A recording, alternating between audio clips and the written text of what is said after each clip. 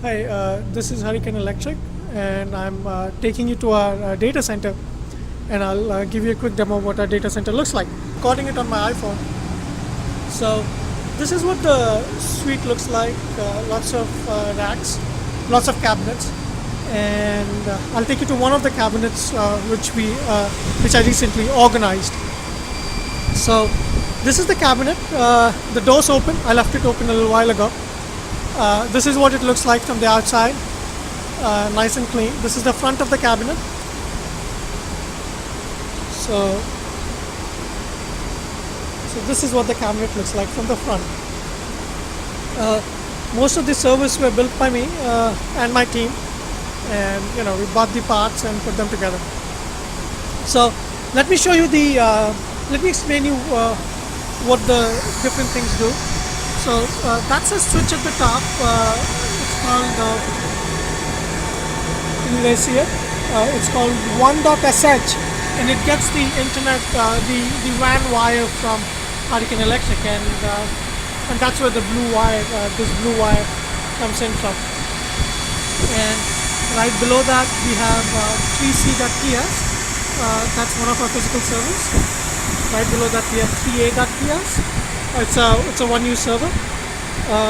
Below that we have C2B1, which is another one-use server.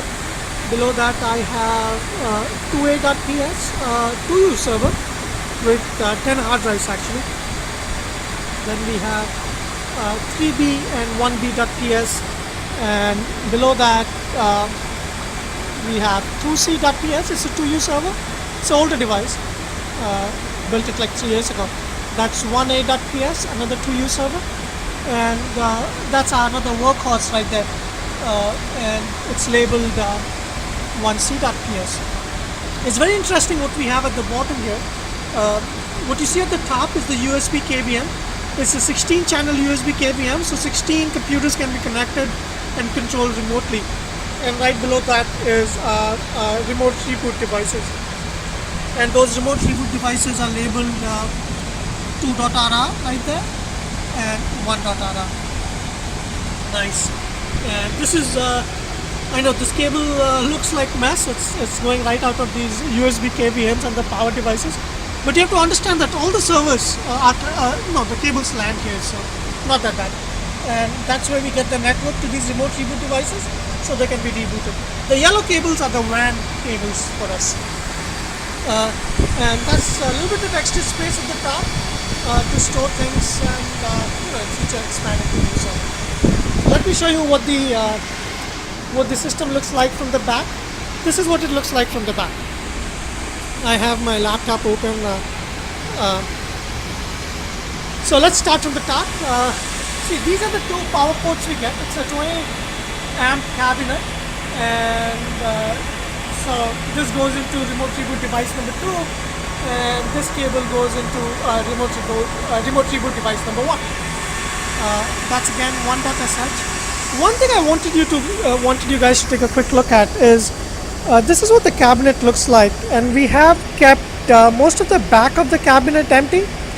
So it's easy to connect and disconnect cables. So all the cable flow is actually from the side over here and over here, and I think that's the best way to organize cables. So that's 1.sh. That's a WAN switch. All the yellow cables are the WAN cables. 3c.ps, the green cable, the local area network cable, the WAN cable, and these are our IP KVM cables, and that's the power cable. The same architecture is repeated everywhere. That's 3a.ps. Right below that we have 2a.ps. Below that we have 3b and 1b.ps, and below that we have let me see, 2c.ps. Below that we have 1a.ps, a workhorse. It's got like 64 GB of RAM, 10 terabytes of hard drive space. Really cool machine. 2b.ps, and right below that we have 1c.ps. That's how 1c.ps looks like. Beside 1c.ps, I have a Linksys WRT54GL router, and this gives internet if somebody comes and is working from the laptop, and that's the orange cable. Below that we have 2.sh. This is our second switch. The green cables are for the local area network, and below that you see the back of the USB KVM and the two remote reboot devices. And an interesting thing to note is that this is the IP KVM on the side.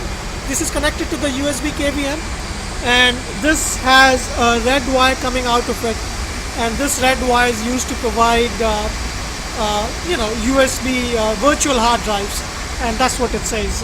That's the label on the wire, USB drive, and it also says it's KVM virtual. And that's a 16-port power switch mounted to the side of the cabinet, and we use this to basically get to get power for any guest devices that we are using. So that's the overview of the cabinet. The idea is to build other cabinets just like this one, and